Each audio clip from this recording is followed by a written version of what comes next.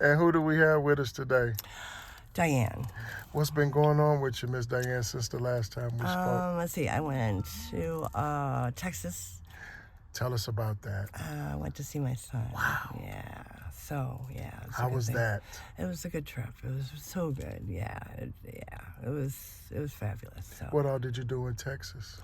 Not a lot. It's like but just seeing his face. I missed his face. It's like it's such a good face.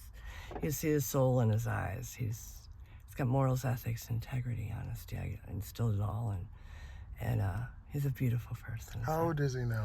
27. Now, how's he doing in Texas? Because I remember you said he was sick and it was a lot of stuff going on with him. Well, no, that was his dad originally, and then his dad died. It was 5.5 years ago. So, no, my son, he graduated Mizzou with honors on May 19th of 2019 with a 3.86. So I was very proud.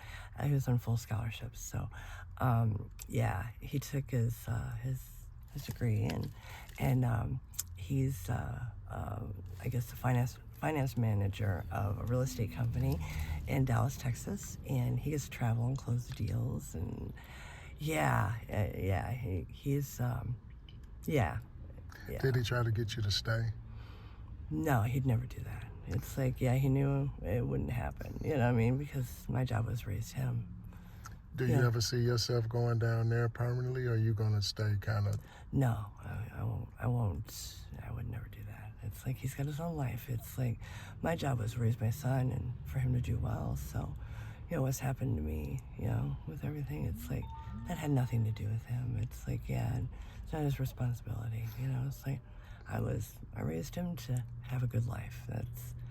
That's all I need, right? How was it when you had to part ways with him after the 2 weeks? You're gonna make me cry. That's Bittersweet. It is, because he's my heart. It's like no matter what I've ever done in my life, I haven't been perfect, but never intentionally bad. It's like in general, it's like I'm not a thief or anything like that. But raising my son is one thing I got right. I made sure I gave 110%, and what I didn't get as a child, I gave him tenfold, and I probably kissed his face 50 times a day and told him I loved him 100.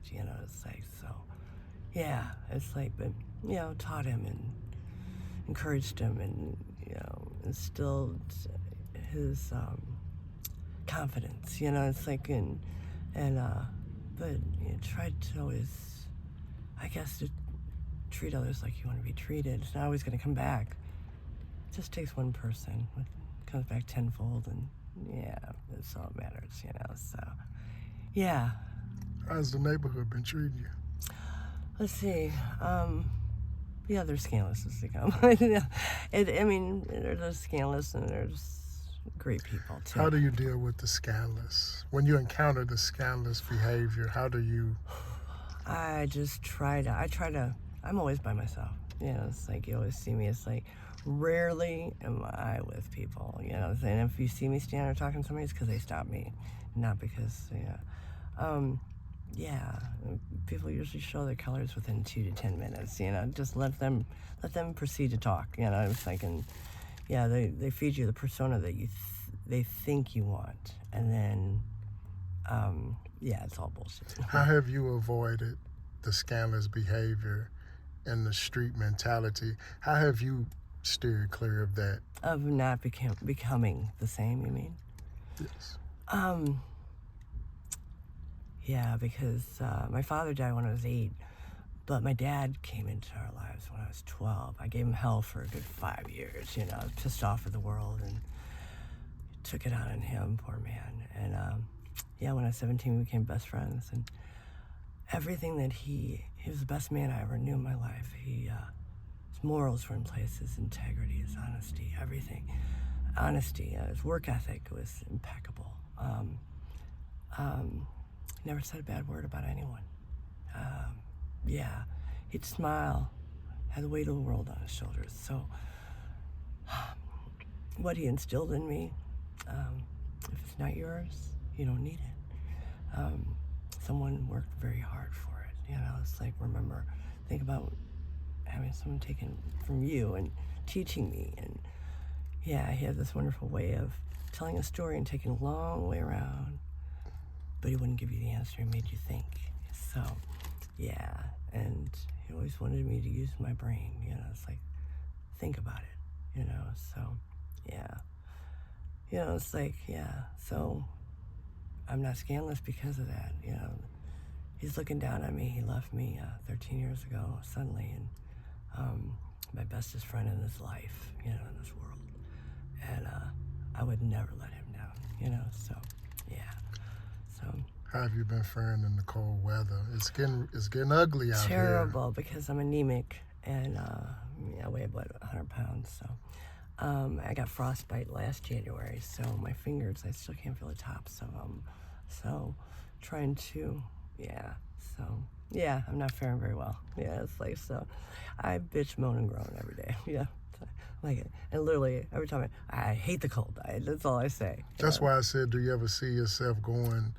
To When a I say warmer Texas, climate. like not just Texas, but anywhere where it could be a better climate year round for you, because it gets Right. brutal around here.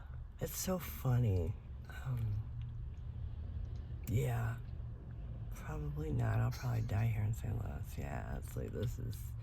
You love St. Louis that much. Like, what ties you to St. Louis to where you don't want to leave?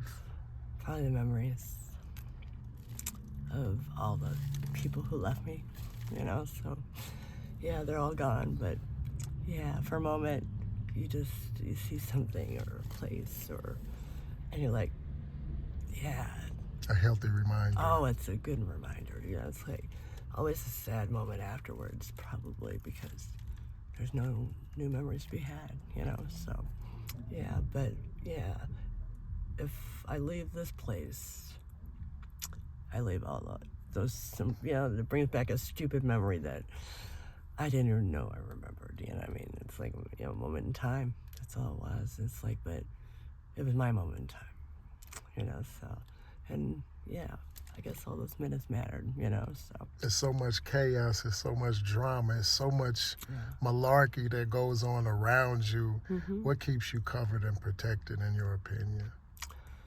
Because you just kind of breeze through it, and it's like, it's some crazy stuff going on out here. And it's like, I can't unsee the things I've seen. I can't unhear them. Yeah, it's like, I remember asking my roommate Jesse, who died a couple years ago, and he was my roommate for 3 years down here. It's like, I loved him to the end, but I asked him if I'd ever go back to the person I was before.